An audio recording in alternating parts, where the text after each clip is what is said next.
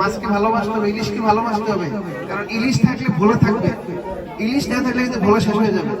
এই জন্য আমাদের ইলিশকে কিন্তু আমাদের সংরক্ষণ করতে হবে যেভাবেই হোক।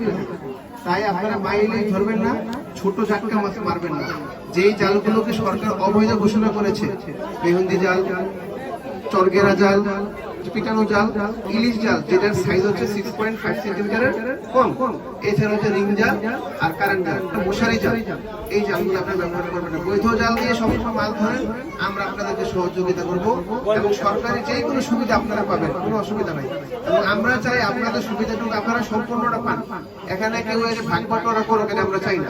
আমরা চাই আপনাদের সুবিধাটা সম্পূর্ণটাই যেন আপনারা পান এবং আপনাদের ভাগ্যের উন্নয়ন ঘটুক। তাই দয়া করে আপনাদের কাছে অনুরোধ থাকবে যে আপনারা মৎস্যজীবীরা সচেতন হন, দয়া করে আপনারা ছোট ইলিশ মাছ এবং হচ্ছে যে মাই ইলিশ মাছ আপনারা দয়া করে মারবেন না। আপনারা আমাদেরকে সহযোগিতা করবেন, আমরা আপনাদেরকে সহযোগিতা করবো।